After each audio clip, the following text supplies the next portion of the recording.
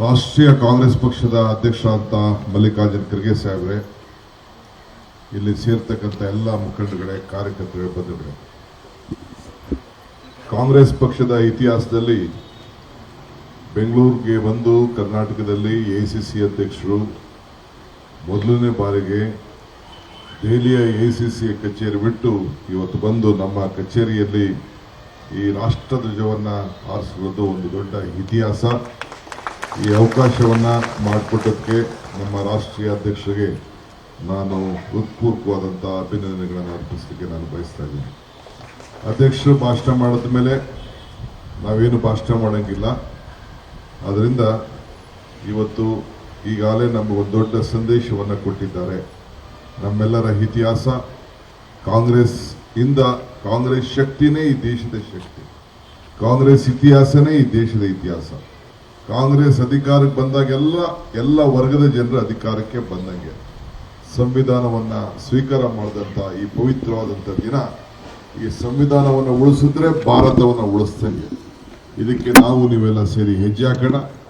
ಇವತ್ತು ನಾನು ನಿಮ್ಮೆಲ್ಲರ ಪರವಾಗಿ ಮತ್ತೊಮ್ಮೆ ಅಧ್ಯಕ್ಷರಿಗೆ ನಾನು ಅಭಿನಂದನೆಗಳ ಸಲ್ಲಿಸಿ, ತಾವು ಕೂಡ ಸೂಕ್ತ ಕಾಲದಲ್ಲಿ ತಾವೆಲ್ಲ ಟೈಮಲ್ಲಿ ಬಂದು ಕಾಂಗ್ರೆಸ್ ಕಚೇರಿಯಲ್ಲಿ ಈ ಪವಿತ್ರವಾದಂಥ ದಿನ, ಈ ಪವಿತ್ರವಾದಂಥ ಕಾರ್ಯಕ್ರಮಕ್ಕೆ ತಾವೆಲ್ಲ ಪಾಲ್ಗೊಂಡಿದ್ದೀರಿ.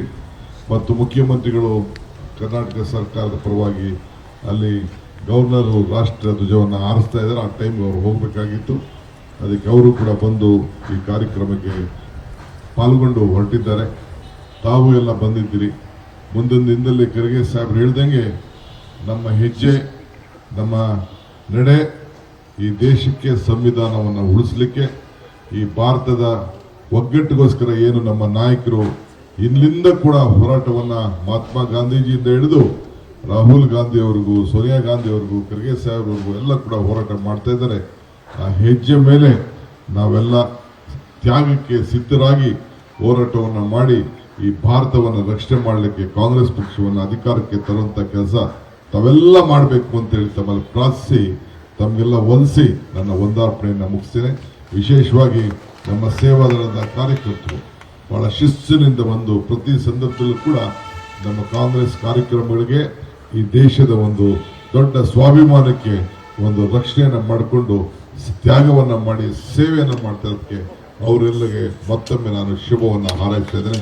ಎಲ್ಲರಿಗೂ ರಾಷ್ಟ್ರೀಯ ಕಾಂಗ್ರೆಸ್ ಪಕ್ಷದ ಅಧ್ಯಕ್ಷರಾದ ಮಲ್ಲಿಕಾರ್ಜುನ್ ಖರ್ಗೆ ಸಾಹೇಬ್ರೆ, ಇಲ್ಲಿ ಸೇರ್ತಕ್ಕಂಥ ಎಲ್ಲ ಮುಖಂಡಗಳೇ, ಕಾರ್ಯಕರ್ತರೇ, ಬಂಧುಗಳೇ, ಕಾಂಗ್ರೆಸ್ ಪಕ್ಷದ ಇತಿಹಾಸದಲ್ಲಿ ಬೆಂಗಳೂರಿಗೆ ಬಂದು ಕರ್ನಾಟಕದಲ್ಲಿ ಎಐಸಿಸಿ ಅಧ್ಯಕ್ಷರು ಮೊದಲನೇ ಬಾರಿಗೆ ದೆಹಲಿಯ ಎಐಸಿಸಿ ಕಚೇರಿ ಬಿಟ್ಟು ಇವತ್ತು ಬಂದು ನಮ್ಮ ಕಚೇರಿಯಲ್ಲಿ ಈ ರಾಷ್ಟ್ರಧ್ವಜವನ್ನು ಆರಿಸಿರೋದು ಒಂದು ದೊಡ್ಡ ಇತಿಹಾಸ. ಈ ಅವಕಾಶವನ್ನು ಮಾಡಿಕೊಟ್ಟದಕ್ಕೆ ನಮ್ಮ ರಾಷ್ಟ್ರೀಯ ಅಧ್ಯಕ್ಷರಿಗೆ ನಾನು ಹೃತ್ಪೂರ್ವಕವಾದಂಥ ಅಭಿನಂದನೆಗಳನ್ನು ಅರ್ಪಿಸಲಿಕ್ಕೆ ನಾನು ಬಯಸ್ತಾ ಇದ್ದೀನಿ. ಅಧ್ಯಕ್ಷರು ಭಾಷಣ ಮಾಡಿದ ಮೇಲೆ ನಾವೇನು ಭಾಷಣ ಮಾಡೋಂಗಿಲ್ಲ. ಆದ್ದರಿಂದ ಇವತ್ತು ಈಗಾಗಲೇ ನಮಗೊಂದು ದೊಡ್ಡ ಸಂದೇಶವನ್ನು ಕೊಟ್ಟಿದ್ದಾರೆ. ನಮ್ಮೆಲ್ಲರ ಇತಿಹಾಸ ಕಾಂಗ್ರೆಸ್ ಶಕ್ತಿನೇ ಈ ದೇಶದ ಶಕ್ತಿ, ಕಾಂಗ್ರೆಸ್ ಇತಿಹಾಸನೇ ಈ ದೇಶದ ಇತಿಹಾಸ. ಕಾಂಗ್ರೆಸ್ ಅಧಿಕಾರಕ್ಕೆ ಬಂದಾಗ ಎಲ್ಲ ವರ್ಗದ ಜನರ ಅಧಿಕಾರಕ್ಕೆ ಬಂದಂಗೆ ಸಂವಿಧಾನವನ್ನು ಸ್ವೀಕಾರ ಮಾಡಿದಂಥ ಈ ಪವಿತ್ರವಾದಂಥ ದಿನ, ಈ ಸಂವಿಧಾನವನ್ನು ಉಳಿಸಿದ್ರೆ ಭಾರತವನ್ನು ಉಳಿಸ್ತಂಗೆ. ಇದಕ್ಕೆ ನಾವು ನೀವೆಲ್ಲ ಸೇರಿ ಹೆಜ್ಜೆ ಹಾಕೋಣ. ಇವತ್ತು ನಾನು ನಿಮ್ಮೆಲ್ಲರ ಪರವಾಗಿ ಮತ್ತೊಮ್ಮೆ ಅಧ್ಯಕ್ಷರಿಗೆ ನಾನು ಅಭಿನಂದನೆಗಳ ಸಲ್ಲಿಸಿ, ತಾವು ಕೂಡ ಸೂಕ್ತ ಕಾಲದಲ್ಲಿ ತಾವೆಲ್ಲ ಟೈಮಲ್ಲಿ ಬಂದು ಕಾಂಗ್ರೆಸ್ ಕಚೇರಿಯಲ್ಲಿ ಈ ಪವಿತ್ರವಾದಂಥ ದಿನ, ಈ ಪವಿತ್ರವಾದಂಥ ಕಾರ್ಯಕ್ರಮಕ್ಕೆ ತಾವೆಲ್ಲ ಪಾಲ್ಗೊಂಡಿದ್ದೀರಿ. ಮತ್ತು ಮುಖ್ಯಮಂತ್ರಿಗಳು ಕರ್ನಾಟಕ ಸರ್ಕಾರದ ಪರವಾಗಿ ಅಲ್ಲಿ ಗವರ್ನರು ರಾಷ್ಟ್ರ ಧ್ವಜವನ್ನು ಆರಿಸ್ತಾ ಇದ್ದಾರೆ. ಆ ಟೈಮ್ಗೆ ಅವರು ಹೋಗಬೇಕಾಗಿತ್ತು. ಅದಕ್ಕೆ ಅವರು ಕೂಡ ಬಂದು ಈ ಕಾರ್ಯಕ್ರಮಕ್ಕೆ ಪಾಲ್ಗೊಂಡು ಹೊರಟಿದ್ದಾರೆ. ತಾವು ಎಲ್ಲ ಬಂದಿದ್ದೀರಿ.